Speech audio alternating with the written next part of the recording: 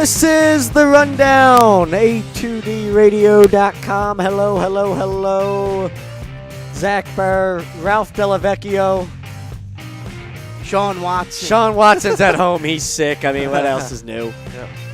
He's, I got an explanation for it this week too, Ralph, okay? There's always an explanation. He's easy to read. His capitals are on life support. Yep. Which means he's on life support. Which means he's on life support at the moment until tomorrow night when, Game 5. I think the Caps win tomorrow night, Game 5, and, they at least going to be a Game 6. Well, if they couldn't beat Pittsburgh without Crosby, then I don't know how they're going to do it. But they beat themselves. I mean, they got guys kicking pucks into their own net. I mean, that terrible bullshit roughing call in the third period. Oh, my God. I thought I was watching a soccer game for a moment. Yeah. It was like, dude, geez, who was that? That's the next sport to go soft. Was it the NHL? I think it was who was the former Flyer, Zach Ronaldo? Yeah. I thought we were talking about the soccer Ronaldo for a moment. The way that dude flopped on the penalty. Holy hell! And then the Pittsburgh finally struck on their power play. Yep. But I mean, Capitals can win 3 games in a row. It's not a problem. I mean, TJ Oshie talked really, Now we'll find out what we're made of. So I think it'll still be a good series. But obviously he's concerned. They're on life support, and now he's at home, and he's depressed, and, it is what it is. Maybe he's sick because he spent all last week at the NFL draft, all of last weekend, and, now he's dealing with NFL draft hangover. We're not dealing with NFL draft hangover. We're excited. I still want Reuben Foster, though, but that's for another day. Reuben, yeah, I mean, Reuben, I want Jonathan Allen, too. I mean, either one of them would have been. O.J. Howard there, too, Howie. You messed it up again, Howie. Thank you.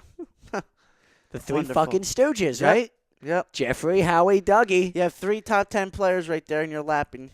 Yeah, that's what bothered me about the Barnett pick, and we'll get into it. It's not a bad pick. I think Barnett will be a good player. Oh, no, it's not a bad pick Frank at all. Frank likes it. It's just because you just paced up on 3 top 10 players that just fell in your lap. Exactly. I mean, I had Allen as a top 5 talent. Yeah. Most evaluators that I looked at their rankings. The only He was reason a why top 5 talent. all 3 of them fell is because all the quarterbacks that went. Yeah, Foster, pick. apparently he had a shoulder surgery that didn't stick, and now he might need another one, and that's why he fell as far as he did. I don't care, though.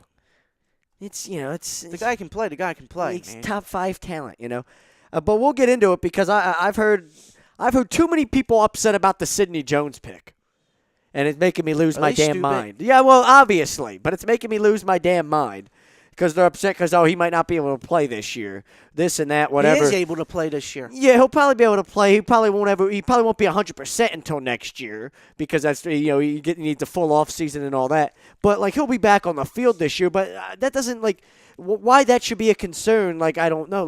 The fact that so say he doesn't play this year. What were we winning this year? The fact that he's not 100% until next year does not bother me, and I don't know why it should bother any smart football fan. But, we'll get into the draft and break down some of those picks, our reactions to them. Obviously, the NHL and NBA playoffs are going on. We talked about, the Capital Series. But we want to start with the Fenway Park incident from Monday night with Adam Jones, the idiot fans.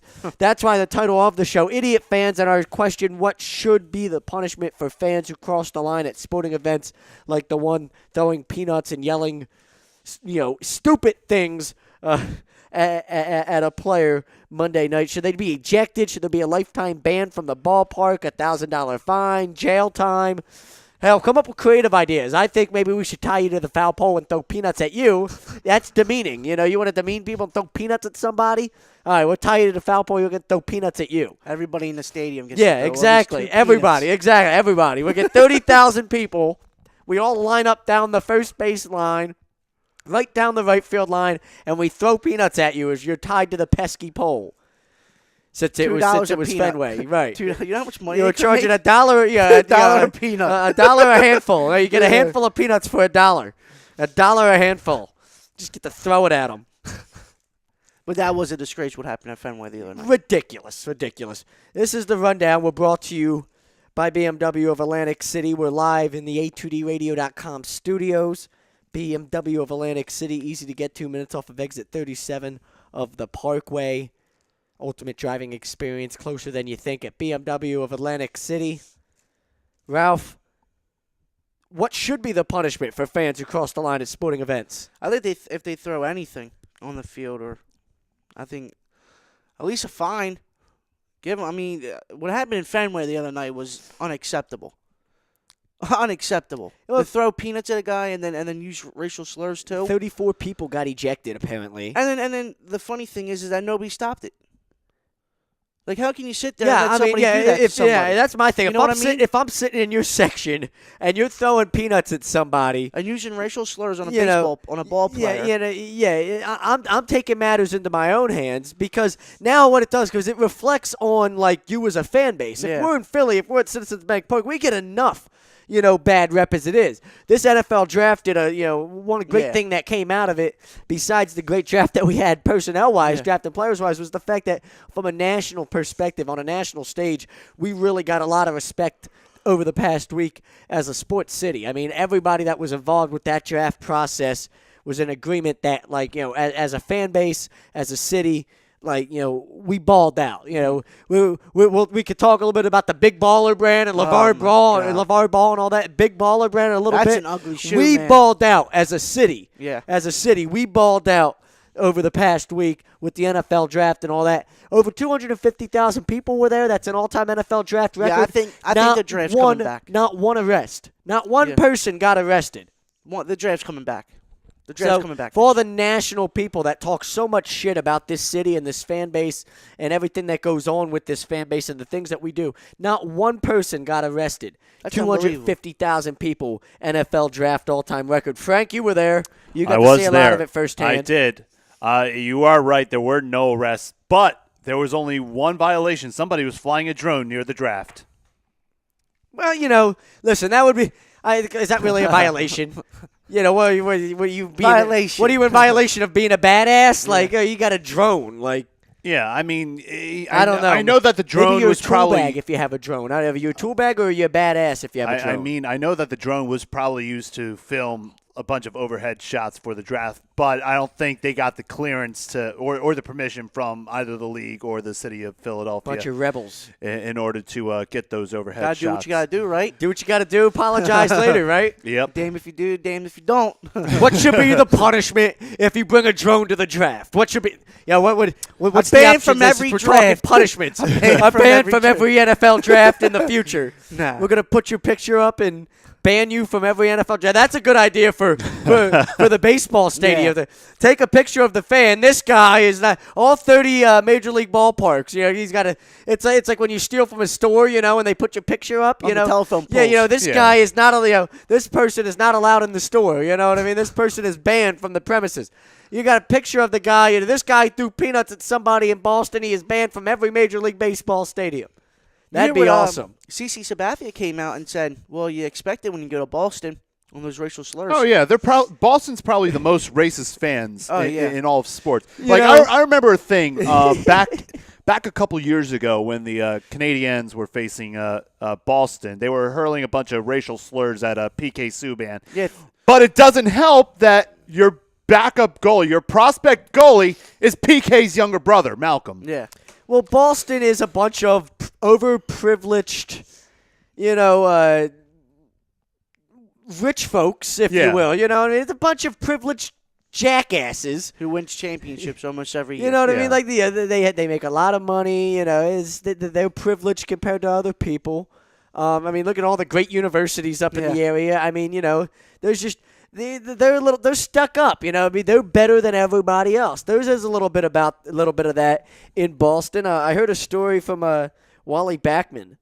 Frank will know Wally Backman. He's the manager of the Las Vegas 51s at the moment. Frank's family helps run the 51s in Vegas, the Mets AAA affiliate. And Wally Backman, while he was managing a independent pro team in Georgia. There's actually a YouTube series about it and everything else, playing for peanuts. And, it's like he's arguing with umpires and everything else. It's actually really awesome. But he's talking about, there's a candid conversation, him in the dugout, talking with another player. And, they're like, because Backman played for the Mets for a lot of years. And the player's like, I'm sure in New York, you heard a lot of crazy things from the fans. He's like, nah, he's like, New York wasn't that bad. He's like, Boston was terrible. He's like, they talk about your family and shit. They bring your family into it. Like, he's like, yeah, he's like, they're a bunch of nasty bastards. He's like, San Francisco. He's like, they're no better. He's like, what's the like the two, like, Boston and San Francisco? What's similar about them? They're a bunch of, they're both privileged, like areas of the country. Like they San got the Francisco, money. they got money, high class. I mean, like, we're better than you, snobby attitudes. Right. So I mean, like, I'm actually not surprised that, like, although Boston, San Francisco is also a little bit more, not a little bit more, a lot more laid back and relaxed. Oh, I mean, like, you could walk down the streets of San Francisco smoking doobies and get away with it. You ain't doing that in Boston. No way. Not in Boston, you're not. Definitely not in Boston. But what happened the other night at Fenway Park is unacceptable. Absolutely. And if I'm the MLB, I think I should ban them from all 32 MLBs. It really all 30 stadiums. All 30 stadiums. It really baffles me that it's 2017 and we have people whose mindsets are like still in the 1950s. Why does it baffle you? It happened. Wayne Simmons played against the Red Wings a couple years ago, and they threw a banana at him in Detroit. I mean, seriously. Why are we baffled by this? It just amazes me in all the wrong ways that. I'm amazed at a city like Detroit. Like, of all out towns, out of all cities, Detroit does it.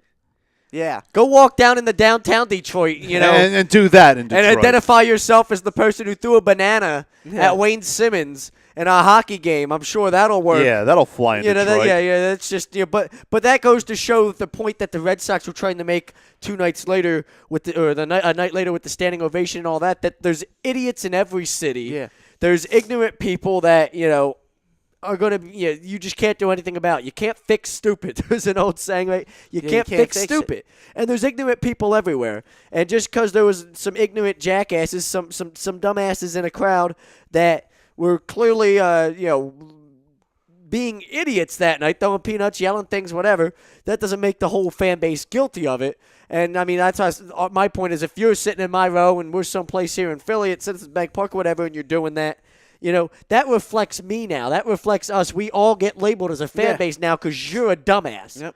So, I take offense to, like, you're not getting out of my row. Like, I'm making a scene about it. Like, I'm surprised people didn't do anything about it when he started it. 34 people got ejected. Oh, really? Out of Fenway, yeah. Including somebody that was apparently yelling racial slurs at another fan. Now, whether or not that was the same guy yelling racial slurs at Adam Jones, maybe what happened was he was yelling racial slurs at Adam Jones, so somebody started yelling back at him, like, you better stop yelling that, and he started yelling back at that person with the same racial slurs he was yelling at Adam Jones, and then 34 people. That security got you there, but but the 34 people ended up getting ejected. I mean, not that nothing happened, but.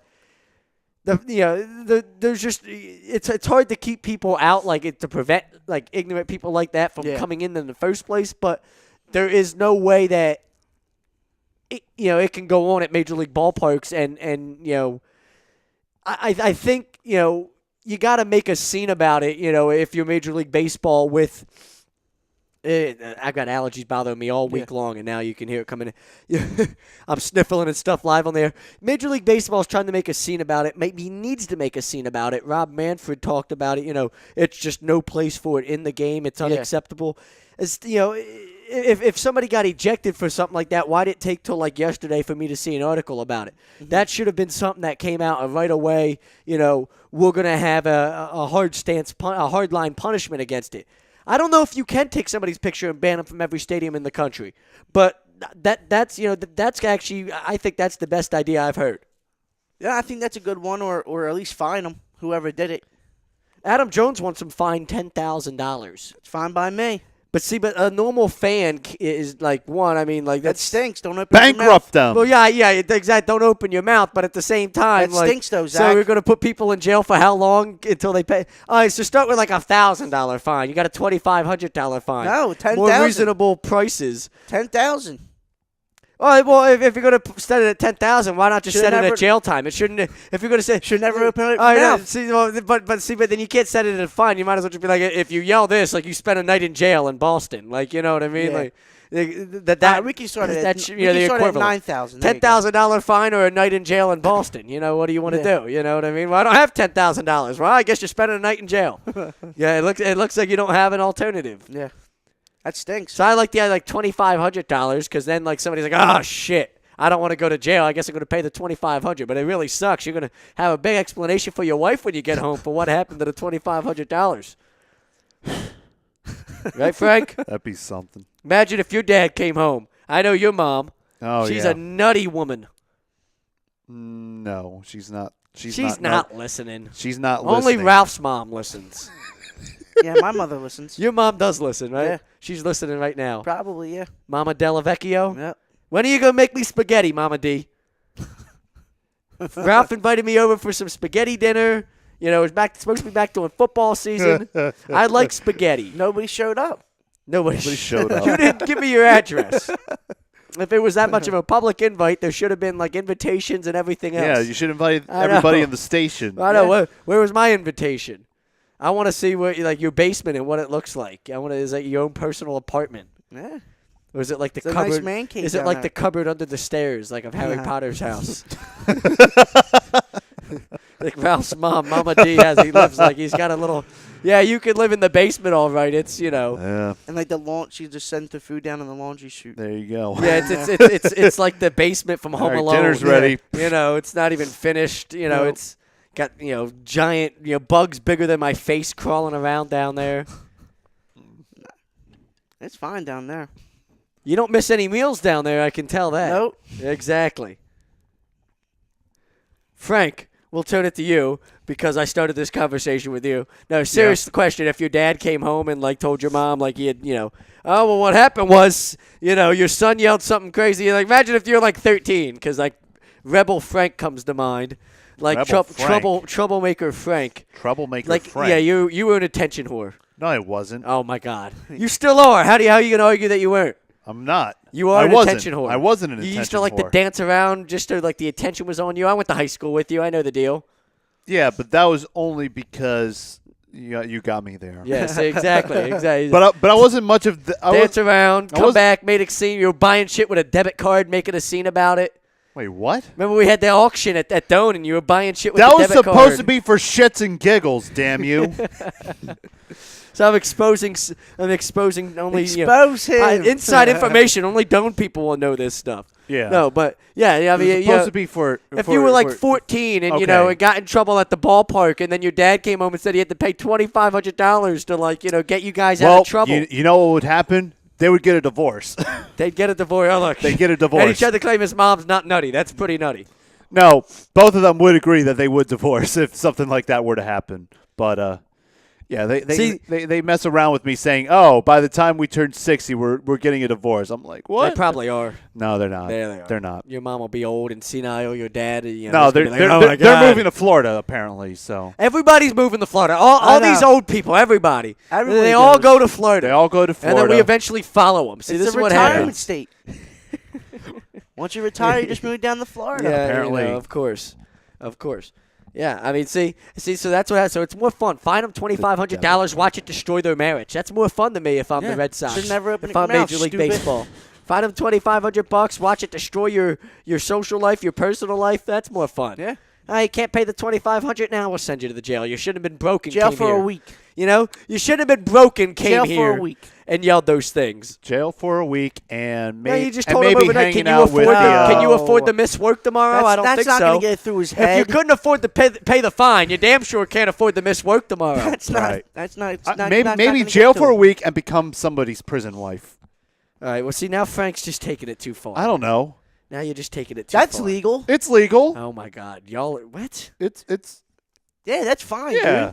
dude. Yeah, Jail for a week? Jail for a week, become somebody's prison wife. I No, mean, see, the prison that's wife torture. part- That's the torture prison right wife there. part Then is you too send them far. out of jail and watch their life go down the Oh, shit. Yeah. God.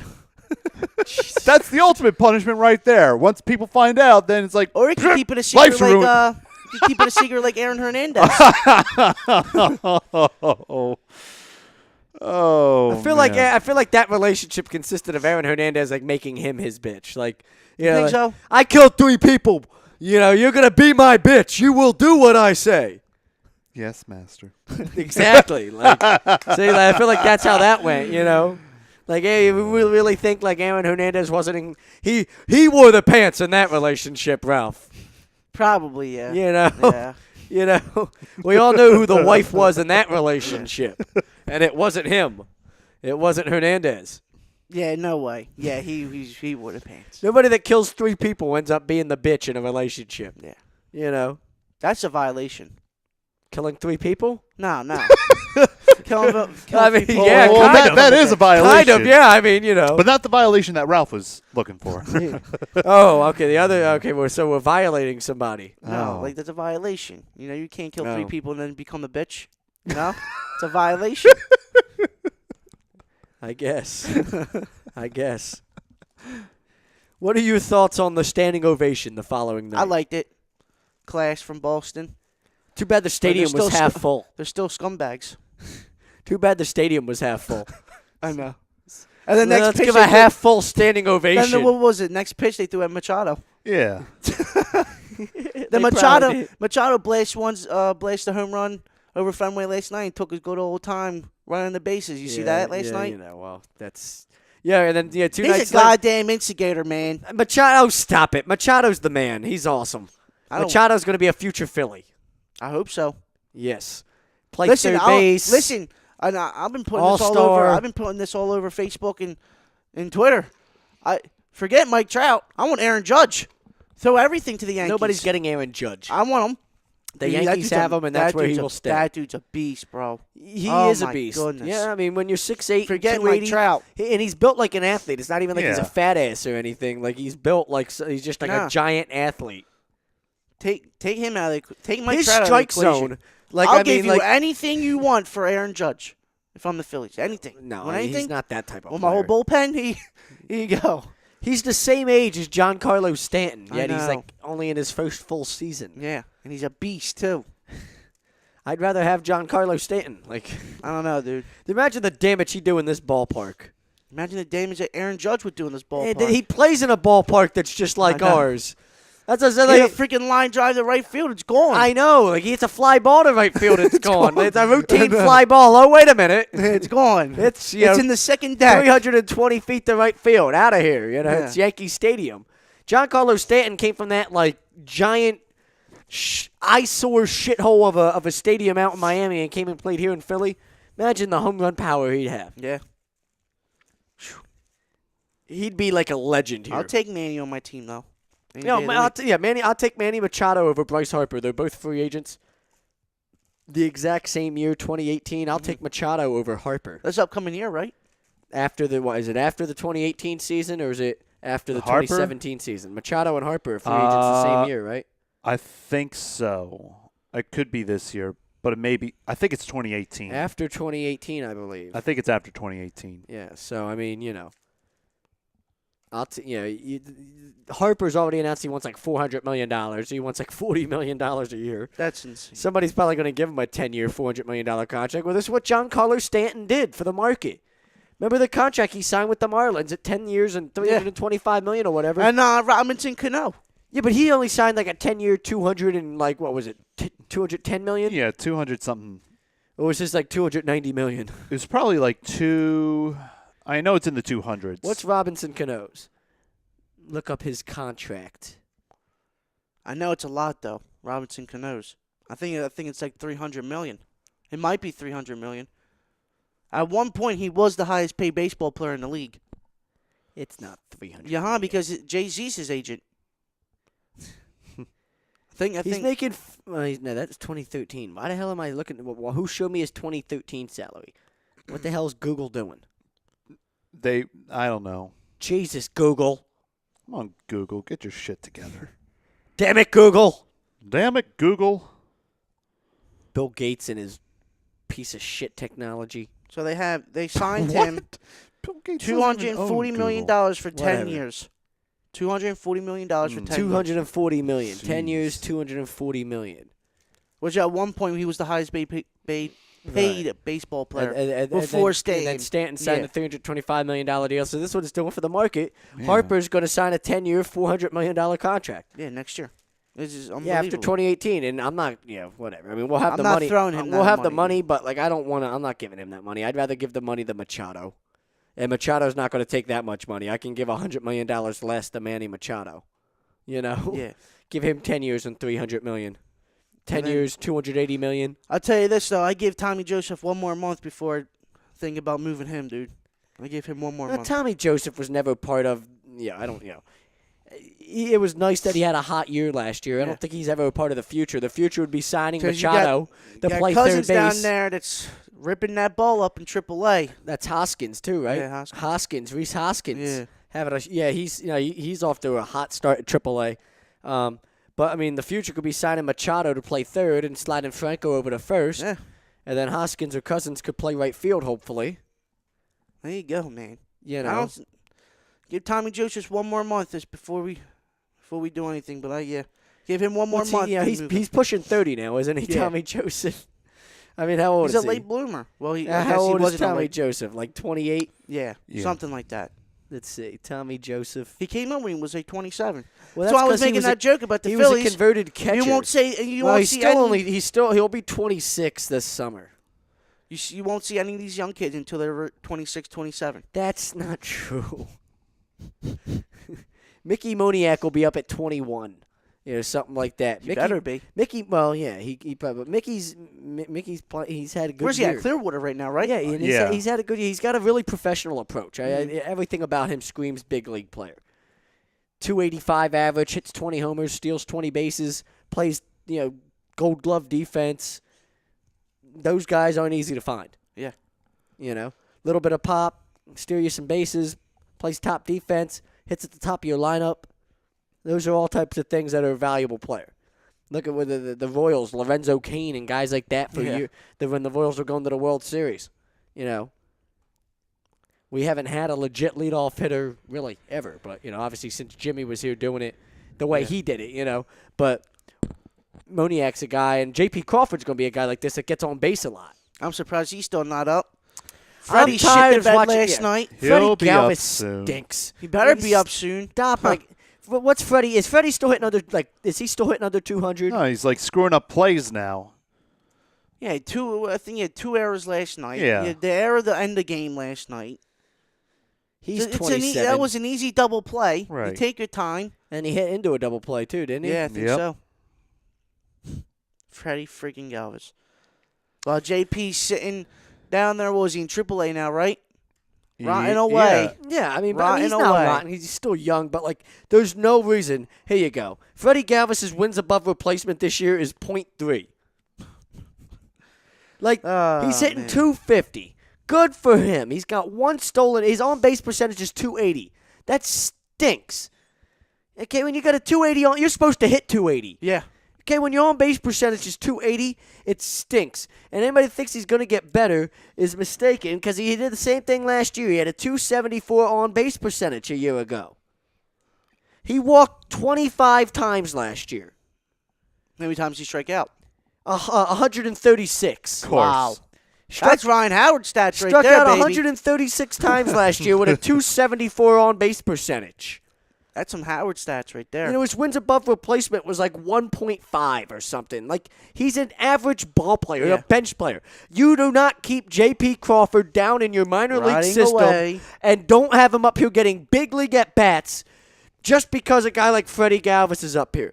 J.P. Crawford might have only hit 255 last year in the minors, but he had an on-base percentage of 370. Mm-hmm. Okay? His on-base percentage was 100 points higher than Freddie Galvis. He's a guy that gets on base, has a professional approach. An average, batting average evens out when you have a professional approach and shit like that, okay? And if you're a guy that gets on base at a 370 clip, a clip over 350, and you hit 250, okay, and you play Gold Glove defense the way Crawford will, okay, and you do all the other things that Crawford brings to the table. How many shortstops hit 300 in baseball? They don't, okay? If Galvis hit 241 like he did a year ago and then had an on-base percentage of 350, it'd be one thing, but he walked 25 times. Yeah, And struck out 100. And struck out 136. How many times did J.P. Crawford strike out? He does not strike out. Yeah, not that often. He struck out. He's never struck out more than 100 times in a full minor league season. Bring him up, man. So, I mean, that gives you an idea of what his approach is like. Yeah, he only at 255, but he struck out less than 100 times in more than 130 minor league games. So that's a guy that comes up here, and he makes a lot of contact. He's on base a lot. He's a lot more valuable to you than Freddie Galvis is. I don't care if he hits you 20 home runs or not. Yeah. Stupid. What's there to love about Galvis? His hair? Yeah, it's cool. Michael Martinez had cool hair, too. He stinks. Yeah, he grinded out to end the World Series last year. Yeah, how the hell is he still on a big league roster? Oh, man. This is the rundown on A2DRadio.com. By the way, the stuff that happened to Adam Jones would never happen to a player here in Philly. We're not going to chant racist stuff at you and throw peanuts at you. Okay? We might, toss, wristbands onto the ice because we're mad at our own team and shit. But, we might boo you, extremely and, throw snowballs at you or something at an Eagles game. Boo you if you're Michael Irvin and break your neck. But we're not chanting racist taunts and throwing peanuts. Yet we get a bad rap in Boston. They can't do no wrong. Yeah. Bostonians. Shame on you, Boston. Shame on you. This is the rundown. A2DRadio.com, brought to you by the Sports Outlet for all your sporting needs. Go to 703 Black Horse Pike in Glendora, New Jersey at 856-939-2030. Email sportsoutletnj@comcast.net. Visit the website sportsoutletinc.com.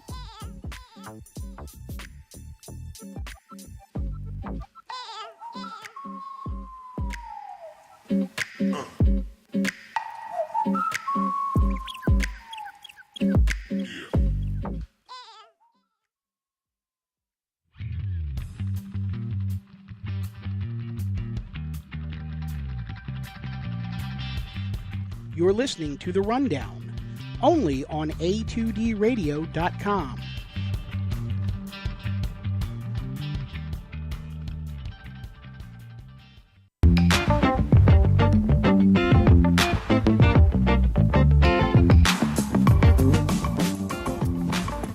A2DRadio.com is sponsored by the Sports Outlet for all your sporting needs. Located 703 Black Horse Pike in Glendora, New Jersey. Give them a call at 856-939-2030 or email them at sportsoutletnj@comcast.net or visit them on the web at www.sportsoutletinc.com for all your sporting needs. The Sports Outlet.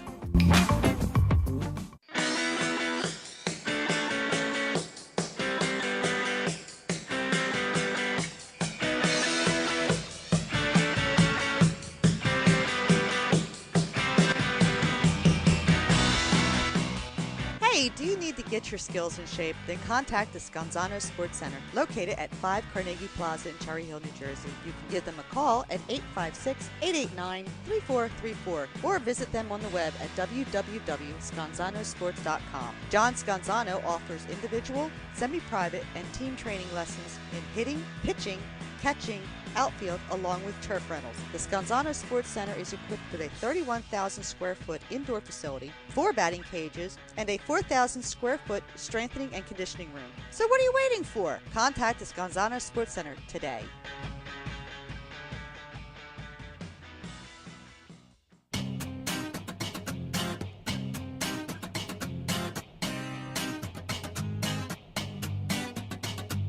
A2DRadio.com is proudly sponsored by Gibson Mayer LLC Certified Public Accountants. Gibson Mayer, located in Yardley, PA, is a leading accounting and business consulting firm with a proven track record of handling critical issues with expertise across many different industries, including construction, distribution, hospitality, manufacturing, real estate, service trades, merchandising, professional services, and professional athletes.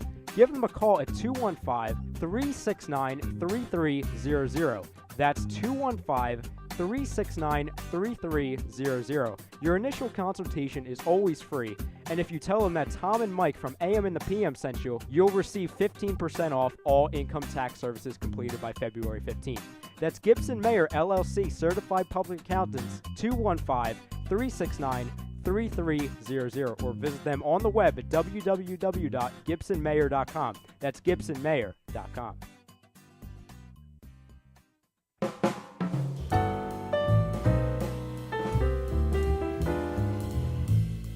Fellas, you ever come in from that baseball or football game and your woman won't come near you because you stink beyond belief? Then you need Soap Stash. You should never settle for a generic hygiene product that only covers up the stench. Treat your skin with the best nutrients. Feel clean with the only soap you'll need. The highest grade carrier oils are ingrained in all of their products, which are 100% natural and terrific for your skin. No sulfates, parabens, or phthalates, and synthetic fragrance free. Contact Soap Stash for your sample package and give your woman what she deserves. You can contact Soap Stash at 844-890-3197 or visit them on the web at soapstash.com or Facebook at Soapstash LLC. Once again, their number is 844-890-3197. Soap Stash, the new soap standard.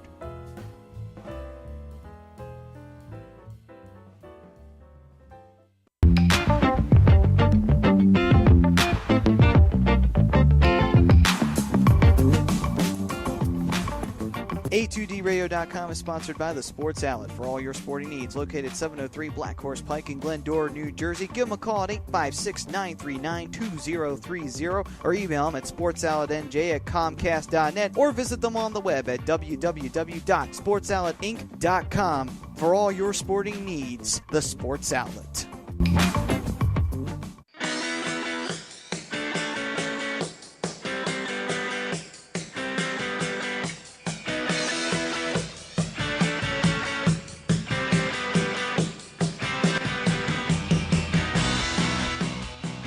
Do you need to get your skills in shape? Then contact the Scanzano Sports Center, located at 5 Carnegie Plaza in Cherry Hill, New Jersey. You can give them a call at 856-889-3434 or visit them on the web at www.scanzanosports.com. John Scanzano offers individual, semi-private, and team training lessons in hitting, pitching, catching, outfield, along with turf rentals. The Scanzano Sports Center is equipped with a 31,000 square foot indoor facility, 4 batting cages, and a 4,000 square foot strengthening and conditioning room. So what are you waiting for? Contact the Scanzano Sports Center today.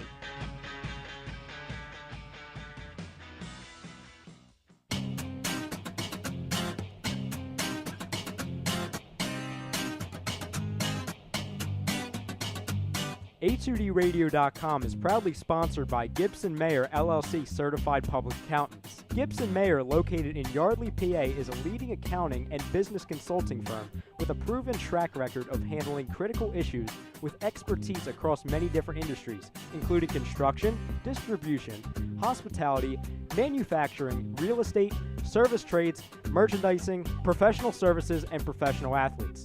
Give them a call at 215-369-3300. That's 215-369-3300. Your initial consultation is always free, and if you tell them that Tom and Mike from AM and the PM sent you, you'll receive 15% off all income tax services completed by February 15th. That's Gibson Mayer LLC Certified Public Accountants, 215-369-3300, or visit them on the web at www.gibsonmayer.com. That's gibsonmayer.com.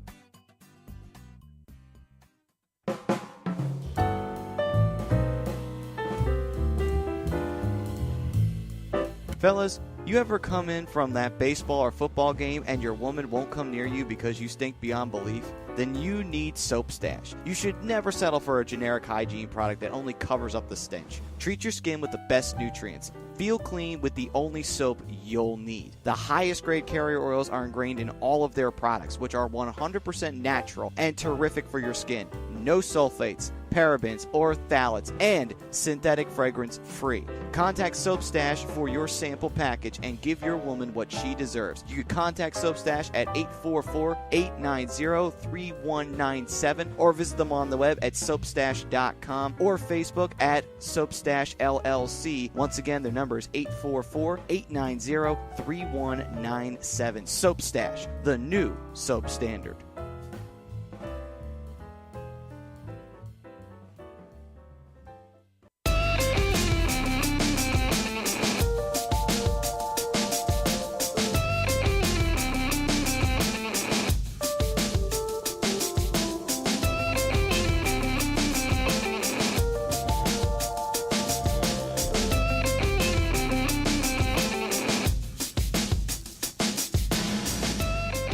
This is the rundown on A2DRadio.com. It's just funny. We were looking at J.P. Crawford's stats from a year ago in AAA.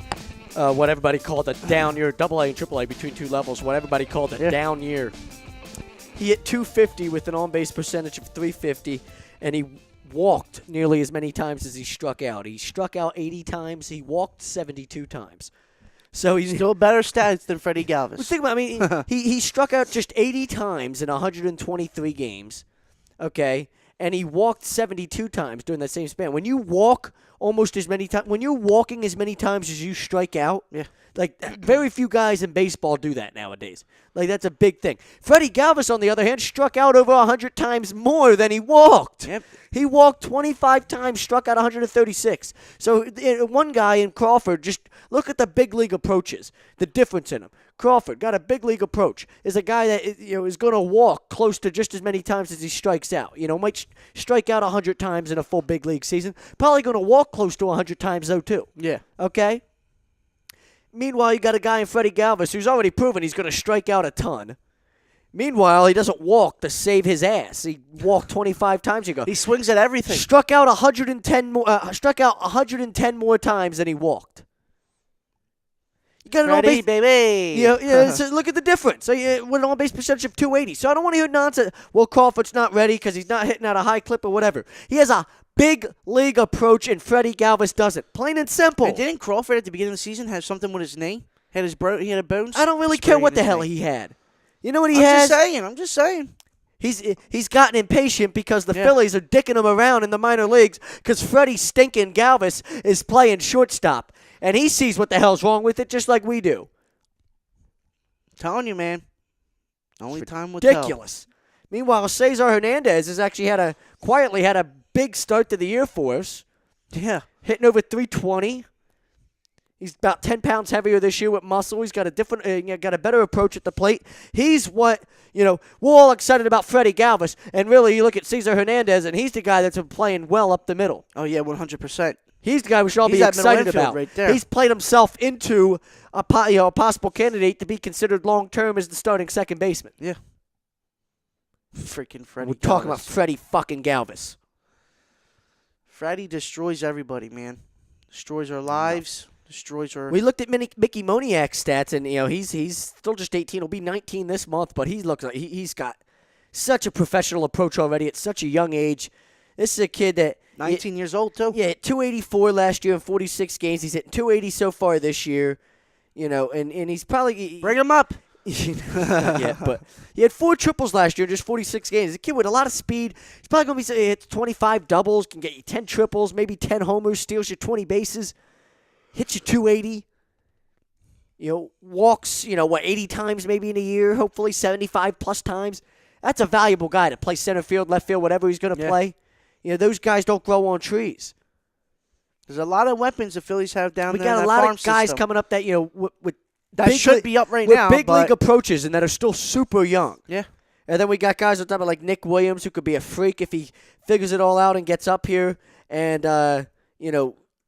can figure out a way to make enough contact. He's a guy that can obviously hit for a lot of power and is a phenomenal athlete out in right field.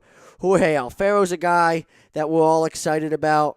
Obviously got a glimpse of him last year, and it just, it obviously, it was 17 at-bats or whatever. He had just 2 hits. But, you're talking about a guy that's still just 23 years old. I don't know why he's down in the minor leagues. He's in the same category. He can't play catcher right now. I'm telling you, the Phillies have a lot of weapons down in that farm system that they're not pulling the trigger on to call up. It's insane. It's crazy. Keep talking.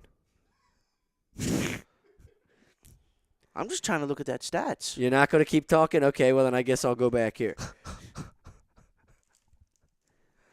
Phillies actually, we talk all this shit about Freddie Galvis and all that, but they're not off to a bad start. They've been playing close to 500 ball, but... Keep on talking shit until Freddie's gone. I don't like Freddie. Yeah, Freddie can go. But at the moment, their biggest problem is actually they're back into their bullpen. They keep giving away games. Yeah, they gave away another one last night. Yeah, they had 3 straight leads in that Cubs series and blew them all. Except for game 2, I think. Game 2, they had they lost. What was it? 8-3. in that game 2 against the Cubs, that 4-game set. Which I think the MLB scheduling is so stupid this year. How do you go out to L.A. and not hit every other California team before you come back to the East Coast? Or to the Midwest, I should say.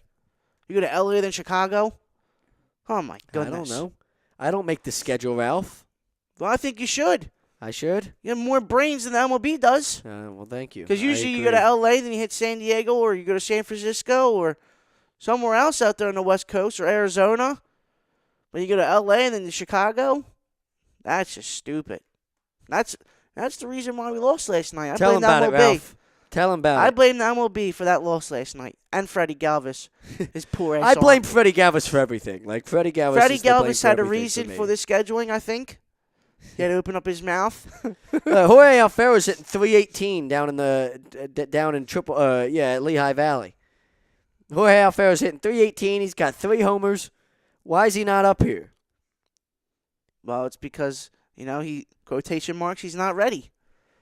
Look at Cameron Rupp and Andrew Knapp playing catcher, and Jorge Alfero's not ready? Yeah. He's hitting 318. Well, that's the Phillies for you, man. How much more ready can he get? He's already 23. What, are we just going to keep waiting? He'll be 24 this June. I'm telling you, this is what the Phillies do. They wait until they're 26 years old, and then they bring them up. And they have no swing They have no swing no more. They have no pop in their bat no more. They can't throw the ball. We're going to wait till he's 24. It's going to happen. We're going to wait till this June because we get an extra year of arbitration eligibility out of him. Watch. What is it with teams in Philly at the moment? I mean, the Sixers are doing it with Ben Simmons, Joel Embiid. Like, we're just going to wait forever with them. Now the Phillies are doing it. J.P. Crawford, Jorge Alfaro, guys like that. Mark this down, dude. I'm telling you. You won't see them until they're Carter 25, Hart, 26 years old. Watch Carter Hart play 2 full years with the Phantoms now before he ever even, sniffs the NHL. Meanwhile, he just won the WHL Best Goalie Award for the 2nd straight year. Is he the future of the Flyers? This is what all Philadelphia Is Carter Hart teams the future do. of the Flyers? They have young kids that they're not ready to pull the trigger on Look, until if Sean they're 27 was here, he'd be so years excited. old. He'd be like, Carter Hart. Yeah, Carter Hart. Yeah. Carter Hart's going to be the future. Because Carter Hart. I met Carter. He's always got a weird story for everything. I was flying to, Pittsburgh for whatever, because who the hell. Carter was sitting Yeah, Carter was sitting 2 rows behind me. Yeah. It's always something nuts. Who the hell flies to Pittsburgh to begin with, Sean? It's like an 8-hour drive. Why don't you drive like a normal person? Oh, I was at a meet. He does have some crazy stories. I was at a meet and greet at a Walmart in Hershey. Sean's got some crazy shit. For some reason, I didn't fly. I didn't drive. I flew out there. Yeah, I was supposed to fly out of Philadelphia Airport at 8 a.m., but I missed my flight. So I ended up in a Walmart in Hershey, and there was a meet and greet going on. What?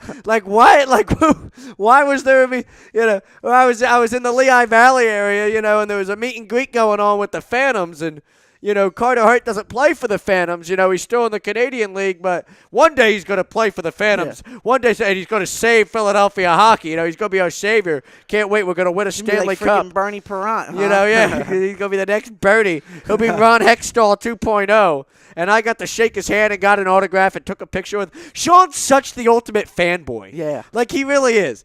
Sean's such a fucking fanboy. He gets so excited meeting everybody. Oh, I met Mel Kiper. Oh, I met so-and-so. Oh, I got my picture with I was riding a jet ski with Ryan Matthews in San Diego.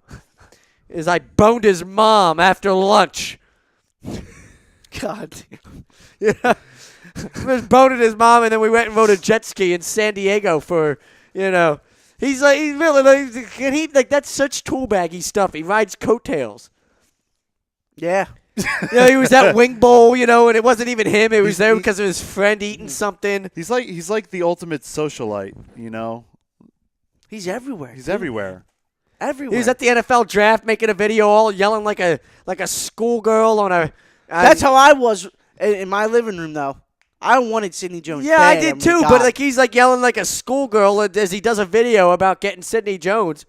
He's while he's trying to find his mom and banging her. Probably. He's I wonder what his mom. Look. He's a good-looking kid. Wonder what his mom looks like. Must be good genetics there. Wonder if I can get in with his mom now. Christ. Oh, Jesus. Who's Sydney's mom? Yeah, watch. That's going to be the net. Yeah, or Matt Collins' mom, somebody. Yeah. Somebody. That's Matt Collins. It's which Eagles pick you excited about, Ralph? Because I'm actually Sidney Jones, excited about the 100%. Matt Collins pick. Sidney Jones and the Douglas pick. Back-to-back corners, Rasul Douglas? Yeah. That's a day one starter. You know what really pissed me off? I heard a bunch of people dismissing Rasul Douglas like, oh, he's a third-round pick. We can't count on this kid to start. He's going to come right in and start right away. Like, I don't know if he is or not, but, like, I'm not going to discredit him as being able to be a good player just because you don't know enough about him. I turned on the dial recently, and I don't know why the hell I did it. I turned the dial on. I immediately want to, like, jerk the wheel to the right and swerve off 295 and crash into the woods. Now, was this with me in the car or... Well, just having you in the car makes me want to swerve off 295 and crash into the woods. Great! I don't ever need the dial on for that. Just having you there. Oh. Zach driving down the road. Yeah, Frank, pick a tree. Yeah, Frank starts talking. The one with that owl in there. Frank starts talking. Cool. I'm like, oh, my God. Just swerve the wheel to the right. It almost happened on the way down here today. It's amazing. It was raining, though, really bad. Yeah, so, it was like, brutal. I couldn't fuck around like that. I had to make sure I paid attention to the road because, if I didn't, I might actually swerve into the woods by accident. There would have been nothing intentional about it, Yeah. It would have been bad. But, I turned on the dial. It made me want to swerve into the woods immediately. I was like, oh, my God. Here's Mushinelli. I call him Mushinelli. Bitchinelli. No, that was Innis's thing. He called him Bitchinelli. He's Mushinelli. We can't claim Bitchinelli now. Because all he does is he constantly runs at the mouth. It's Mushinelli. And, because he's a lawyer and everything else, he's apparently so much more intelligent than the rest of us. And, the Sidney Jones pick was apparently a terrible pick because if he doesn't see the field this year, we just set ourselves further back. The Eagles just took the best corner in the draft. Oh, well, apparently we could have taken Quincy Wilson. He would have played this year. Oh, my God. Quincy Wilson stinks. I mean, Quincy Wilson might be a nice player, but stinks. Like Sidney Jones was a top 10 talent. talent. Quincy Wilson, dude. Sidney Jones is a top 10 talent. Sidney Jones over him. That you got with the 43rd pick. And here's the other thing with the Jones injury that idiots. It was a tear, not a rupture. They don't want to do enough research on it. He didn't rupture anything. He tore his Achilles. If it was a rupture, it could be a year-long thing. Yeah. It's out for a long time. Hard to ever be the same. It's a tear. It's a 4 to 6 month recovery. They go in, they suture it up. Everything's back to normal in 4 to 6 months. He'll get in football shape, obviously. And the doctors even say where he tore it. Right. He tore it higher up the leg. That's my point of it being a tear rather than the rupture. It's really it's not as bad. Like everybody, it's Achilles. Oh, well, it's Achilles. This isn't an ACL. You can't come back from the Achilles the same way you do an ACL injury. Yes, you can. Yeah. D'Amico Ryans came back from how many of them? Yeah. Okay, doesn't Thomas Davis, the linebacker out in Carolina, didn't he have a couple of them? Yeah. I think he had two of them or whatever. And we're talking about him and Luke Kuechly still being like one of the top linebacker combos in football when they went to the Super Bowl, for God's sake. Listen, that Sidney Jones Steve Smith came back from it at 38 years old?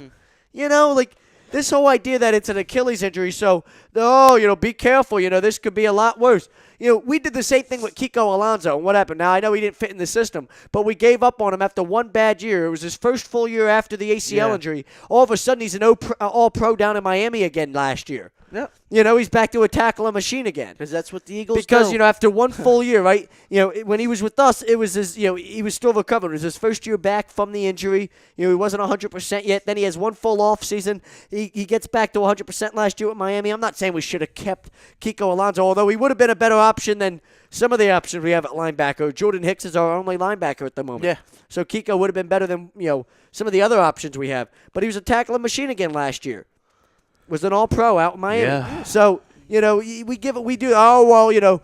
injury, listen, you got to be careful. If he's a top 10 talent, sports science and this injury and the medicine and all that now is to a point where guys bounce back from these injuries and they're young enough. He's 21 years old. He'll get back to 100%. The doctors are saying that he could be back early September Well, I think Early October. I think he'll be recovered Or by then. late Now, September, I early think October. it probably takes him a month or so to get back in the football shape. So you're Right. talking about, what? Maybe It's probably week 10 by the time maybe he's Halloween good to at the go. latest. Week 8, week 9, week 10. Okay, so he's back for the second half of the year. I'll take that any day. And then you Right. get excited because you see some of the glimpses of what he can do, and then you're Yeah. like, imagine when he gets a full off season under him, Yeah. and his leg gets healthy, and then he's back next year at 100%, and you got a legit shutdown corner in football. Yeah. You have 2 of them. 2 of them. If Russell Douglas becomes that, he becomes that. But I don't think we have to count on Russell Douglas Nah. becoming a number 1 corner for that to be a successful pick. If you get 3 really good young corners now, you have Sidney Jones, who's a legit number 1 corner, and then you have Jalen Mills, and you have Russell Douglas. Now all of a sudden your cornerbacking group is young and talented. Yeah. And it looks like a strength of your team. Sidney Jones is a legit cornerback 1. Not every team in football has a legit, number 1 corner. They don't have, not every team in football has a number 1 corner that can shut down an opposing team's wide receiver. A lot of guys have a 2 playing as a 1. Mm-hmm. A lot of guys have a bunch of number 2s. They have 4 of them. Right. And they try, okay, with 4 number 2s, we'll make up for the fact that we don't have a number 1. We have a legit number 1 corner in Sidney Jones if he gets back to a healthy level, recovering from the Achilles, and I think from what we see in football now, we can assume that he will. Yeah. Okay? So then I look at it as Russell Douglas, if he becomes, a legit number 2 corner, you couldn't have asked for anything more. Yeah. I look at this draft and say, how many starters come out of this draft? I Not think that much. Good. I think 4 guys. I think 4 guys. 4 guys, right which from the bat. that's a lot, actually. That's Yeah. not that much. When you get 4 starters out of a single draft, that's a lot of starters.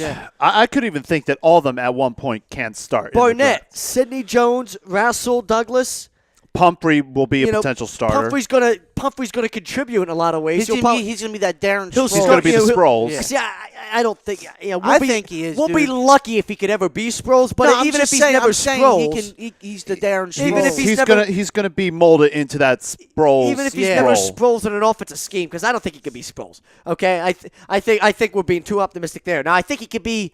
I think special teams wise, he can contribute. Yeah. He can return kicks and punts, Which and is- maybe which be a is big what he play did at threat San Diego there. State. Right, but this idea, I know he made a lot of guys miss at San Diego State and broke Marshall Faulk's rushing records and all that. But this is a guy that had 5 bench press reps at the combine. Yeah. This is a guy that's 5'9" and a $170. Okay, much different than Sproles, who's like what 5'5" and a $180. Yeah. Okay, like All that 5'7". muscle Darren's- on him, too. Oh, yeah, 5. He's not 5'7". He's 5'7". You've stood next to him. He's 5'7". The media guide says he's 5'7". He's 5'7". The media guy would say I'm 5'11" too, but I'm not. The media guy would say, oh, he's 6 They foot. pipe you up. Yeah, exactly. They pipe you up. 6 foot, $160, decent athlete. Like, okay, first of all, like I'm A 6 foot 5'9". $160 would be like a string 5'9". team. I'm the only thing 110 that's true is the pounds. decent athlete part, and that's that's not true. Once we're talking about that was true in high school. I was a decent athlete. I'm not a decent athlete, now. I'm definitely not 6 foot, and I'm definitely not a $160. Yeah. I weighed myself earlier. I'm a $126. I gained 2 pounds. Good for me. Yay! You're somewhat healthy. No, not really. Not yet. Need to gain another 10 pounds, and we'll be there. You know what I mean? But like the media guide, the media guide says Ralph's 6'2" and 250, rather than what 5'10". Yeah. What are you 5'10"? Yeah, 5'10". 265. Yeah. 275. Something like that. 350. Something like that. How much do you weigh for real? Like 275. Do you really? Yeah. You weigh 270. Okay, it's 5'10", 275. Yeah. So they're gonna build you. You're gonna become 6'2", 300. You become like the professional wrestler. They add like 3 Yeah. inches Yeah. and like 20 pounds. That's what the media guy does. Right. Darren Sproles isn't 5'7". He's like All right. 5'5" and a half. I looked it up. He's 5'6". So He's 5'5" somewhere- and a half. He's somewhere between 5'5" and 5'7", so they're settling on 5'6". 5'5" and a half. But he's like a $180. Like this guy is jacked. Yeah. Like, he's He's built. all muscle, too. You know what I mean? All muscle. He's like one of those bodybuilding midgets that you see on an episode of Cops. Oh, my God. Ralph knows what I mean. He's seen enough Cops episode in Yeah. Mommy's Basement. Cops is the best show. Yeah, Live PD is now badass. I watch Really? Live PD on it's on A&E on Friday Not a and Saturday sponsor. nights. I don't give a rat's patootie tootie. It's a good show. It is a good. Well, I Never haven't seen seen it. it yet. Well, I think the point is because you got too many of these scumbags in the country that are trying to make cops and the bad people and shit. And, like, yeah, there's obviously some rogue cops. There's obviously some bad cops. But for the most part, like, cops are obviously, you know, they're good people. They want to help you. You know, it still should be, they should be viewed in a positive sense. And unfortunately, too often in this country at this moment, they're not. Mm-hmm. And live PD, unlike cops, which is like, you know, cops, obviously, they follow them around, then they get their best footage, then they edit it, you know, and you got a bunch of, you ever watch Cops, you're like, yeah, this dude's a complete hard ass. Yeah. You know, you watch Live PD, like, they're following these guys around live, and it's, like, clear that they're trying to follow around departments that are, like, you know, putting cops in a good light, that, like, want to, like, show, like, listen, like, the bad rep that we're getting at the moment as police officers, as law enforcement, this isn't correct. This is what most towns, most cities, this is what the law enforcement's like. This is what the police is like. And, you know, they're letting guys go for dime bags of weed and shit. Like, all you had was a blunt? Like, really? Come on, man. Like, they write them a citation, whereas, like, cops are, like, shoving the dude's face into the ground. You know, they're chasing him through the alley. Blunt. They're chasing him through the alley, shoving his face into the ground, tasing the guy. Yeah. You know, because it's cops, you know, and it's, you know, we got to have some entertainment with it. You know, like, yeah, it's much different. Like, it's like the idea is putting cops in a positive light, which is a good thing because there's too many things putting them in a bad light at the moment. So, yeah, I agree. If Cops is on, I'll watch Cops all day long. Oh, yeah. It's badass. Exactly. Well, yeah, they have Sproles is built, Jack. Yeah. We just took it through. We made a bodybuilding midget reference to compare Darren Sproles. How do you like that? I'm a bit terrified. It'd be like Gary Coleman in a bodybuilding contest. That's probably something I want to avoid. If Gary Coleman, you know, won a bodybuilding contest, that's what Darren Sproles. Yeah, that's how I picture Darren Sproles. Is that good enough for you? Is that a funnier comparison? What was the comparison I wasn't paying Darren attention? Sproles, he's like Gary Coleman if he won a bodybuilding contest, or should we just go back to the bodybuilding Gary midget Coleman from Cops? on steroids. Gary Coleman on steroids. There you go. Yeah. All right. Or should we just go back to bodybuilding? We'll go with Gary Coleman on steroids. Bodybuilding midget on Cops. Because it sounds funny. Okay. Good. I have no idea where this show's going to. See what happens when Sean's not here? Yeah. Yeah, exactly. I mean, this show has gone off the rails so many times. Yeah. It's Yep. It's something. But it's fun, though. Yeah, it's fun. It is fun. Right. Exactly. You know. But Pumphrey's 5'9", $170, 5 bench press reps. Sproles did like, I don't know what, 16 reps or 18 reps or something of the same bench press. 13 of them maybe. This guy's doing 5. He's going to be special teams. I'd be surprised if he's ever anything more than a special teamer, but that doesn't mean he can't be a valuable player. Yeah. Like, guys can be special teamers and be valuable. So, Let's if he see. contributes on special teams, you can add him to the picture. Darren Sproles had 23 reps in the bench press. 23. So, look, even more. Yeah. 5 to 23. Yeah. Does that give you an idea what type of physical freak Darren Sproles is compared to this Pumphrey kid?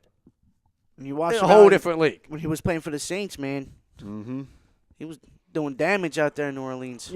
Or when he was there's people that can sit here K-Stater. and say, like, oh, McCaffrey only did a 10 or 11 or whatever it was. McCaffrey's 200 pounds. Yeah. Okay? He's built a lot more like an NFL guy. He'll be completely very fine. good Right. in that Carolina If Pumphrey was offense. 6 foot, 200 pounds, we wouldn't be having this conversation, but he's not. He's 5'9", $170. I think that's the best offense that Christian McCaffrey those could be guys don't out there in Carolina. outside of ours. Yes, I agree. Yeah. There's people that hope that Pumphrey can become like a Tyreek Hill out in Kansas City, I guess it is. Impossible. Well, I mean, I guess, like, we're being optimistic. We're being dreamers. But, I mean, is it I don't know if it's impossible. But, like, yeah, I think we're dreaming that he's going to become that guy. We're dreaming that he's going to become a Sproles. But if you look at our first 3 picks, Derek Barnett's going to start right away. Okay, Sidney Jones will start as soon as he's healthy. Russell Douglas will play a lot. Yeah. Whether or not he starts right away, he's going to play a lot. Okay, so that's 3 starters right there. And at some point, I think in the future, Russell Douglas will be a starter. He'll be our second cornerback or he'll be our third cornerback, whatever. That's considered a starter. You got 3 starting cornerbacks. And with Barnett drafted, Vinny Curry, pack your bags, buddy. You got Barnett.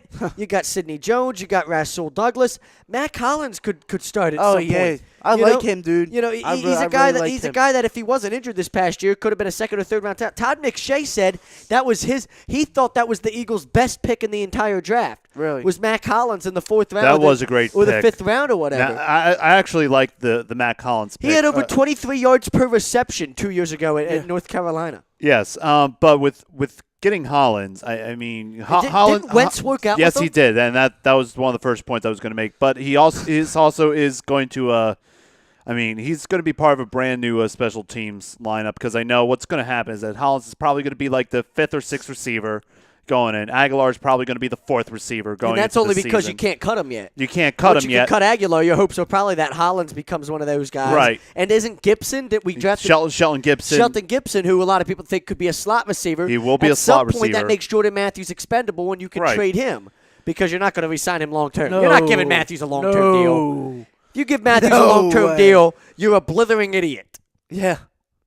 But Well, Barnett got with, drafted, so Vinny Curry, better pack your bags, buddy. Marcus Smith. Yeah. Don't have your 5th-year option. Yep. Adios. That was a bad pick anyway. So can you elaborate on this Mac Hollins workout with Carson Wentz? Carson Wentz really wanted to work out with Mac Hollins when Was there a reason for it? Potentially with they know each other? Like, are they both hunters? What's the connection? I do not know the whole story yet, but I think it was part of the plan leading up to the draft where when Howie and Joe Douglas were. They gave him the list. They right? gave him the list of receivers to look at, and apparently Mac Hollins was on that list. Well, what's not to like about him? He's he's like 6'3", 6'3", 200 pounds.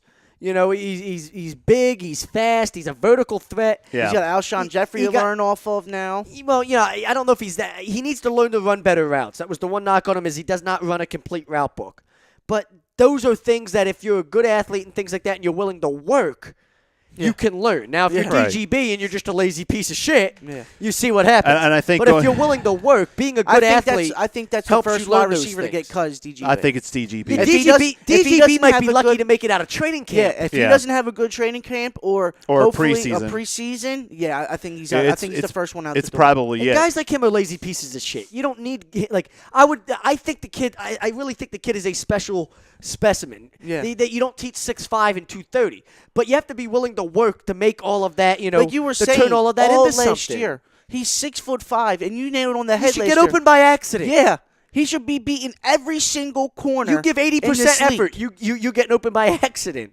The guy just has no idea how to. I think want anything. Maybe he's never been motivated to want anything. Who knows? But yeah, a guy like him is definitely on high alert now. Yeah. Because a guy like Matt Collins, one thing that was talked about him in North Carolina in college is he's got a high motor. He's a worker. He's a worker. He is a guy that's a worker.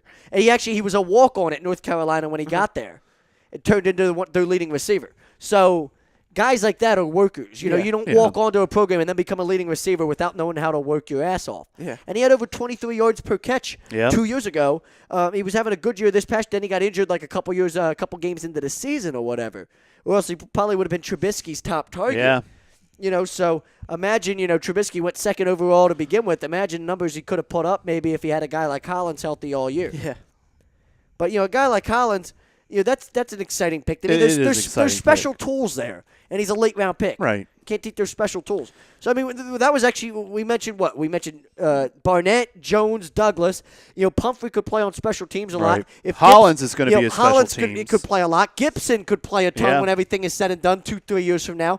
I mean, you got 5 or 6 guys that could contribute to this team. And Nate Jerry, the 6th-round pick, I think he was the first of the 6th-round pick. He can convert over to linebacker. Yeah, all the he kid needs from Nebraska, right? Yep. Yeah. All he needs to do is gain a few pounds of muscle, and he could easily play linebacker. I think we have at least 3 starters, maybe not right away, but by the end of the year, at least 3, because I think Douglas is going to play a ton. Yeah. And as I soon as think Jones Douglas is healthy. I think Douglas is a day one starter. I don't. That's just my opinion. He could be. I mean, I don't. I think for us to watch tape and everybody watches tape and they look at a guy and be like, oh, look.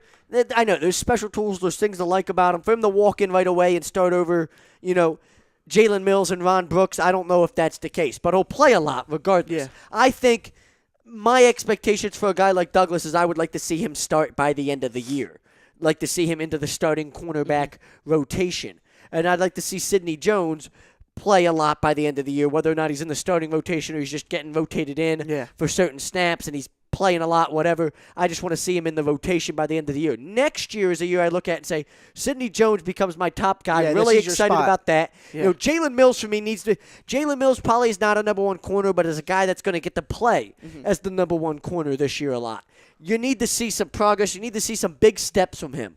because he could be a legit 2 to go along with Jones as your legit 1, and then Douglas is a legit 3, or other way around. If you want to put Mills as your 3rd, Douglas becomes your 2, whatever. I need to see Mills make progress this year because it gives you 3 really good corners, or the possibility of having 3 really good corners 3 years from now. You know? When Sidney Jones is a top corner in football, Rasul Douglas is a starter probably, and Jalen Mills hopefully is starting caliber as well. And Jalen Mills could be that plug-and-go guy. You have if you have 3 starting cornerbacks, guy. 3 quality starting cornerbacks, and one of those guys is a Sidney Jones, a shutdown corner. I mean, and then you're talking about the pass rush you get. If Barnett is a guy that, you see, my one problem with Barnett is I don't think he can ever be anything special. I think he'll be solid. I don't know if he'll ever be anything special. I think Jonathan Allen would have been a special football player. Don't get me started playing on that alongside Fletcher Cox. Don't get me started. I think Reuben Foster would have been a special player at the linebacker position. Barnett's probably going to be solid. And the 49ers came out yesterday and said that his shoulder is not a long-term issue. No. And that's the reason why he slipped in the draft, because of his shoulder. He had a shoulder surgery that perhaps didn't take, that might need another surgery. Yeah. But it's not a long-term issue. But I think Foster and Allen would have been special players. O.J. Howard would have been a special receiver in this league. Man. Derek Barnett's going to be a solid player. I don't think there's ever going to be anything special about him. But, if you can get pressure, and when you got him and you got Graham on the other side, and, perhaps you luck into somebody here in later drafts, next year or something where you can get another legitimate pass rusher, a guy that replaces Graham, But I think Barnett helps make Fletcher Cox have a better year this year. Yeah. So that's a big deal. But the idea for me of Jonathan Allen and Fletcher Cox playing side by side in a 4-3 defensive line, that would have been a dream come true. It's just you're talking about. I can't believe how he paced up on 3 top 10 guys. The city and talk about Foster and the shoulder injury being an issue. Okay, that's one thing. Allen fell like 3 spots lower than us. He fell like 17 or whatever. To the Redskins, yeah, to the Redskins. Now we got to deal with him. And the only reason Allen was there is because of all the quarterbacks going and everybody overdrafting a quarterback. Malik Hooker was still there. For me, the pick would have been Foster or Allen, then Barnett or Howard. Yeah. But I definitely was taking Foster or Allen ahead of them. But I'm not mad about it because, like I said, I would have been mad if it was John Ross. If John Ross, Frank, I know the Eagles, inside information, the Eagles loved John Ross as a prospect. He had a lot of... They liked it, He had a visit with the Eagles and all that. I think you knew my opinion leading up to Howie, I thought, was in love with John Ross. Thank God the Bengals traded up and took him at 9, because if Ross was there at 14, I really think the Eagles would have pulled the trigger. I would have lost my damn mind. He stinks, dude. So one route runner. Oh, dude, I would have lost my mind. I would have fought somebody. He has one route. I would have fought somebody. It's a go somebody. route. I'm about to fight Good Frank. job. I would have fought Frank over it because Frank likes John Ross. Yeah, but I would not drafted him, though. I got to punch somebody in the face. Well, you're not going to punch me. You're an easy target. It would have been you. Thank your lucky stars the Eagles didn't draft John Ross, because I would have punched you in the face. Then I would murder you. Oh, my God. Of course he would have. Yeah, I would. I have no idea where this show is going. I don't know either. It's the Rundown. It's a2dradio.com. We'll wrap it up when we come back. We're brought to you by Liberty Event Rentals at 267-314-7368. Go to 2154 East Cambria Street in Philadelphia. Visit the website, libertyeventrentals.com, for all your party needs. Also brought to you by Scanzano Sports Center, located at 5 Carnegie Plaza in Cherry Hill, 856-889-3434. Visit the website, scanzanosports.com.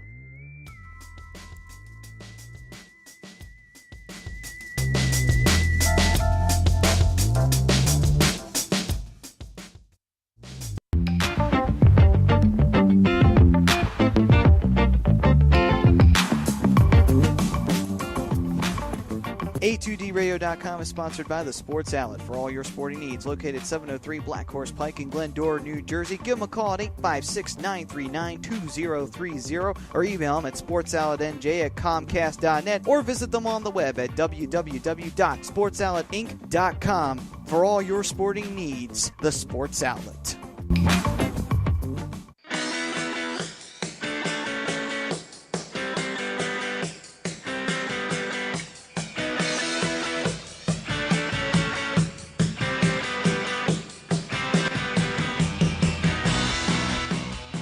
Hey, do you need to get your skills in shape? Then contact the Scanzano Sports Center, located at 5 Carnegie Plaza in Cherry Hill, New Jersey. You can give them a call at 856-889-3434 or visit them on the web at www.scanzanosports.com. John Scanzano offers individual, semi-private, and team training lessons in hitting, pitching, catching, outfield, along with turf rentals. The Scanzano Sports Center is equipped with a 31,000 square foot indoor facility, 4 batting cages, and a 4,000 square foot strengthening and conditioning room. So what are you waiting for? Contact the Scanzano Sports Center today.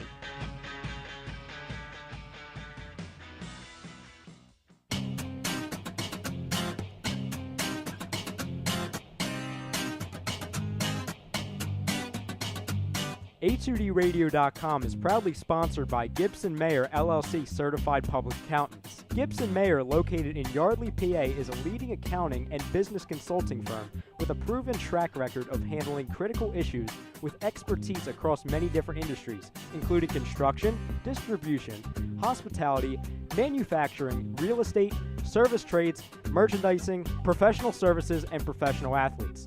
Give them a call at 215-369-3300. That's 215-369-3300. Your initial consultation is always free, and if you tell them that Tom and Mike from AM and the PM sent you, you'll receive 15% off all income tax services completed by February 15th.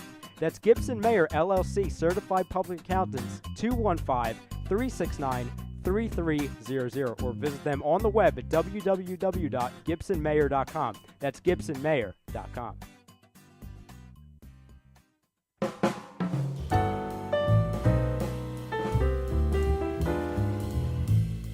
Fellas, you ever come in from that baseball or football game and your woman won't come near you because you stink beyond belief?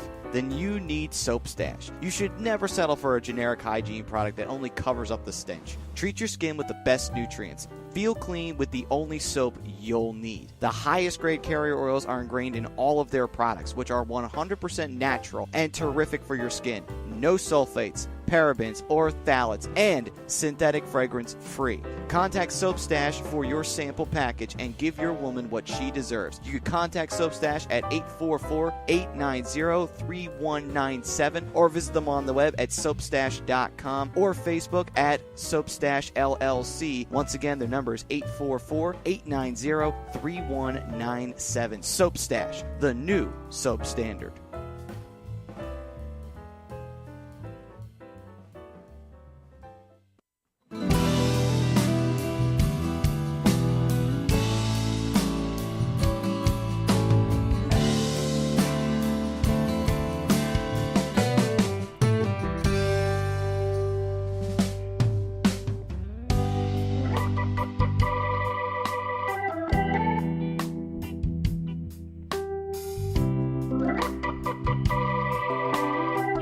This is the rundown on A2DRadio.com. Just looking at Philly's stats. Jake Thompson's another one. I don't care that he's got an ERA of 6.25 or whatever Bring him it is up. at AAA. He's got 23 strikeouts and 23 innings pitched. Bring his ass up. Yeah, seriously, man. Really. Okay, if he starts doing that up here, okay, now we get, whatever. Does it up here. I don't care that he's doing it down there. We don't have a better option. There's no reason he should rot down in AAA behind somebody else that's in our rotation. Yeah. Like Clay Buchholz at the beginning of the year. Oh, my God. Who now, thank God's out for a long time. I hope he's going next year, too. Get him off this Clay goddamn Buchholz is going to be team. out of baseball next year. He stinks. We Yeah, already he's know what he's made terrible. of. Why bring him in? Why was he even on this team to begin with? Because we needed a roster spot, Oh, Ralph. my God. That's what Clay Buchholz Well, you had does. Jay He makes Thompson me down there. yawn. You had Jake Thompson down there. Yeah, well, that's true. Waiting for that phone call. You bring in freaking Clay Buchholz. Oh, my God. Dude stinks. He had 2 good years with Boston, and then the third year, he pissed it away. 2 good years with Boston. Then they figured out that he had like the shit in his hair, and he was getting. Remember, like when they caught him cheating. Yeah, I And remember that. somebody accused him of having it in his hair. That like he's got all this shit in his hair, and he's going to his hair, and then like it's getting on his hand, and it's allowing him to do get all this extra stuff on the ball and all that. And ever since like somebody called him out on that, and he had to cut his hair and shit, like he sucked. Yep. Is that a coincidence? I don't That know. Vaseline, man. The Vaseline ball. Vaseline ball. Ground ball to short. That's a great movie. Yeah, it is. Bob Uecker. Bob Uecker? Bob Uecker. Uecker. Bob Uecker. It's Uecker. Damn it. Bob Uecker. Such a weird name. It is. Such a weird name. He's a legend, though. He is a legend. Legendary broadcaster Bob Uecker. That's like one of those names like you laugh every time you hear. Yeah. It's like, I'm Bob Uecker. So I think some of the weird things, like before I would think of baseball with Uecker, I would think of his role in Mr. Belvedere because he was in that show. Of course you would. Have you ever seen Mr. Belvedere? Nah. Me neither. Exactly. I Exactly my haven't seen point. it either, but I know that it was like one of his sitcom roles or You've something. seen it. One episode. He watches no. No, he one watches episode. every single night. It was how I'd never seen it. Now Yeah. it's I've seen one episode. Just one episode. I saw- we all know what one episode it was leads one. into. It was one full day of a Mr. Belvedere marathon, and I ended up like watching like 15 episodes. And before I knew it, I was like, "Oh my god, I like this show." Went on Amazon. Yeah, bought the whole It's all, series. it's all Netflix. Yeah, Binge yeah, the whole watch series on Netflix. Mr. Belvedere. Exactly. We all know what one episode gets you. What should whole the punishment frickin' be for season. watching Mr. Belvedere? What was that? What should the punishment be for watching Mr. Belvedere? Is it the $2,500 fine we talked about? $2,500 Or jail time? One or the other? Mr. Pick one, Frank. A lifetime ban. Get ejected from your own house. All right, maybe his role in I Major feel like if League. you watch Mr. Belvedere, your couch should like just like there should be like an ejector seat in your couch. Your couch, yeah. like it's programmed to your TV where it's like you should not be watching this. This is ridiculous. Just Like, shoot you by it's your just, yeah, house. just You like can say shoot that with you like across any the show room, that nobody likes. you Like, know, oh, you're like watching. when Frank watches Full House. The old one or the new one? yes. Both. He watched all of Fuller House in like a weekend. Yeah. Really? He watched all of Fuller House on Netflix in a Guilty weekend. as charged. Oh my god! It's just as cheesy as the original. Ugh. It might be a little bit better because now like It's- Jodie Sweetin is sexy as hell. Yeah. That ass hanging out of those shorts. With the meth? But the character With development. the- But the She used character to be a development in the stripper. shows are shit. Apparently, Apparently. you got to see what the Bure brother has done to Candace Cameron. Mm-hmm. Not Pavel Bure, the other one, Yeah. the former hockey player. What he did to Candace Cameron Bure. Yeah. Messed her up. You know, of course, then Mary Kate and Ashley aren't there, which would just make it awesome. Like I'd watch just to see those train wrecks. You know, They're as they like smoke crack. They're like goddamn skeletons. Have you seen a picture of them? It's because they're smoke crack. yeah. Oh, my God. One's a crack whore, one's a vagina on a stick. Didn't You you got know? a full house, you become an addict. It's what Bob Saget does to you. Anybody that knows Bob Saget's past history, Oh yeah. he was like the dirtiest comic And on he TV. still is. He was like the dirtiest comic still on TV at hilarious. one point. And then he had divorced his wife, and now he's like 60, and he sleeps with a bunch of 18-year-old chicks and shit. Well, he's one of those according guys. to his act, apparently that's what he's doing. He's one of those guys. He's like 60. Yeah, he's like sleeping sleeping with around like with 18-year-old hot 18-year-olds and John Stamos. That's what's been going on in Bob Saget's bitches. He act. probably does suck on John Stamos' cock. Probably does. I'm sure. Probably They does. call each other when they can't get any hot bitches. Like, hey, I'll come play with my asshole. Like, you know. And then Dave Coulier comes out of nowhere pretending he's Bullwinkle, add more to the role play. Of course he does. I can't believe we talked about Full House for 3 Yep. minutes. Oh, it's just like old times, Zach. Yeah, it's like after hours all right.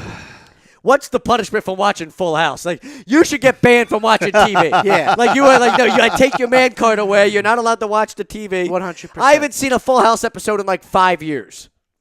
Probably even longer than that. And Frank's over here watching the whole Frank goddamn over here season. watched Fuller House on Netflix. Like It's last shit. last winter.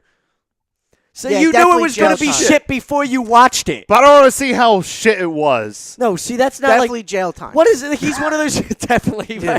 You definitely need to spend like a month in That's jail. the biggest violation. Exactly.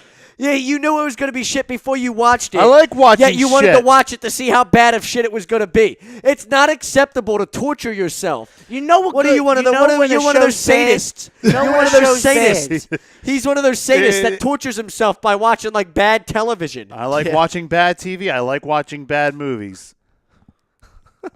You know a show's bad when like the first 5 minutes you gotta turn it off. Oh, He yeah. sits at home and watches Like Mike and tortures himself. You don't like that movie? I liked it when I was 11. I don't like it. Just like I liked Full House when I was 11. Yeah. I don't like that. Mike was a good movie. It was great when I was 10. It was okay. Like Mike is no longer acceptable. I want to kill myself. Dude, after that Mike. movie, I put MJ on my. Speaking on my of things shoe. that make me want to see, swerve after into it. watching Like Mike, I wish that the Los Angeles Knights were in the place of the Clippers right now. The Las Vegas Knights. The Clippers instead of the Los Angeles Knights. Yeah, or plop them in Las Vegas. We'll have the Clippers, man. They're a freaking head case. Yeah, they'll never win, dude. Speaking of things that make me want to Seattle swerve Clippers. out of control and They had crash. 4 years, dude, to take Los Angeles over. 4 years, and they couldn't do it. They still, and now they're They'll just, never take Los and Angeles then they'll over be from the Lakers. laughing stock of the NBA again. You know, no, Thank I think you God. will have a battle in Las Vegas about who's going to be more popular. You know, the Knights or the Raiders. The Raiders. The Raiders probably will, just because the NFL rules Yeah. and the and the NBA rules in this or the NFL rules in this country. But I think the Knights are going to be you're going to have rabid fans and shit. Like there will be Yeah. people there dressed they're going to have dressed in their in gold and black. Yeah, exactly. Dressed Yeah. in the gold, looking like a knight, with the helmet and shit. That'd be cool. Like the guys, like the people do at the USC games.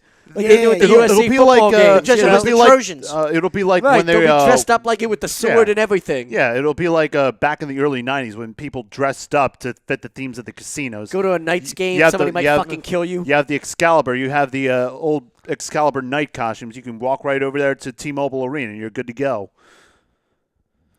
If I'm the Knights, I trade everything, all of my assets that I've gained by being an expansion team for Ovechkin. Well, they only got 2 people on their team right now. Because they're on life support at the moment. Who, Ovechkin? Yeah, the The Capitals yeah. are on life support. I don't see them winning Saturday. I'm sorry. There's no way. They're going I to don't- win Game 5. No, they're not. They're not going to go out It's in over. 5. Yes, they are. It might be over, but they're not going to go out in 5. They probably, think they are They, out they in win 5. Game 5, give people like Sean a little bit of hope, and then they lose Game 6. Yeah. Because that's what they're going to do. Ovechkin's going to go off and have a hat trick in Game 5 or something. You know who sucked this series very bad? Brandon Hope. He sucked Yeah, this. Braden, yeah. Braden Hope has Bad. been terrible. Terrible. Game 2, Oh, was my Game goodness. 2. I mean, they lost the series there in my book. If they lose this series, it's because of the performance in Game 2. Yeah. Where Braden Hope was absolute dog shit. Yeah, he was dog. They lost that game, 6-3? Braden Hope was a dog in Game 2. 6-2 they lost that game. Yeah, Lost that series, and that was after they went down 2-0 on a couple of his soft goals, and then came back and tied it or whatever. Yeah. And then he allows in another goal, soft side.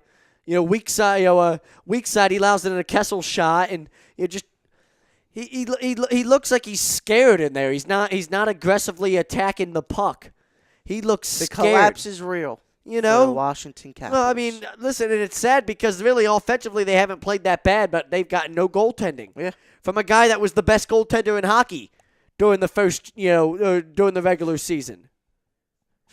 So, I mean, but the one That's thing you can look crazy. at the Capitals and say is they can figure it out. They can win 3 games in a row and they can beat any team in hockey. Yeah.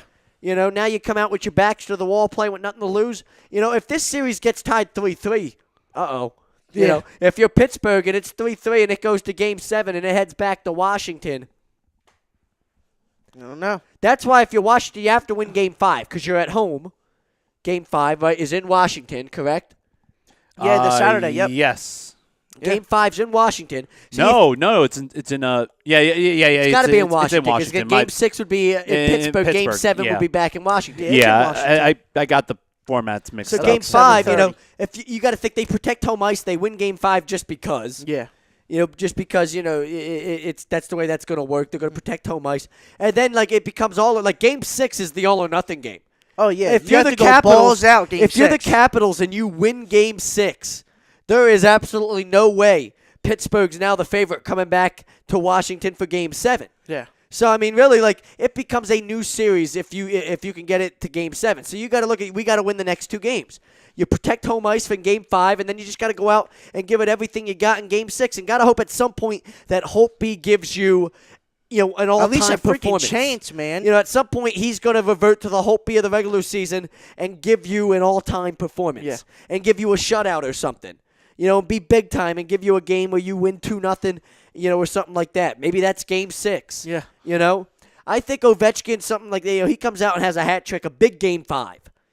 That would be something to see. You know, and he has a big game 5. You score 5 goals, you win 5-2 or something like that. You go back to Pittsburgh, you win that. You go win, back. Home for maybe game you 7. train wreck if you're up 3-0 by the end of the halfway through the second period, and now all of a sudden it's like, okay, you're gonna run away with that. You win 5-1 in game 5 or something, and hope he gives you a shutout or something in game 6. Something that not only do you win that game, but now you Brings go back you momentum. home. You go back home to game 7 and say, hey. We got okay, the momentum why now. can't we win this series? Listen, we all count Washington out when we look at the Capitals and we say, this is what they do. They collapse every year. Why not? Like, them be down 3-1 to the Penguins and then all of a sudden come storming back and win the series. Why not? If you look back, if they win the Stanley Cup this year, that's going to be something you look back on and be like, that's where it all happened there.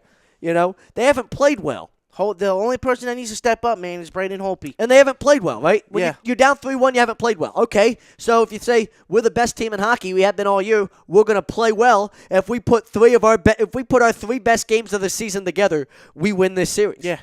And that's the way you look at it if you're Washington. Why not? That's the way I look at it. Because it's over. If they don't win it this year, it's over. 100%. Capitals, Predators, Stanley Cup. Woo! We'll go to a Stanley Cup game in Washington. See the Preds. We'll try. Yeah. The Predators going to the Stanley Cup regardless. Yeah. That's my pick. They're They're the going to hottest represent team the right Western now. Conference. And Yep. they have Pekka Rinne. Yep. This has been the Rundown, A2DRadio.com, brought to you by the Soap Stash. Treat your skin with the best nutrients. Feel clean with the only soap you'll need. It's Soap Stash, 844-890-3197, soapstash.com. I'm Zach Burr for Ralph Delavecchio and Frank Vespi. We thank you for tuning into the Rundown. This has been A2DRadio.com.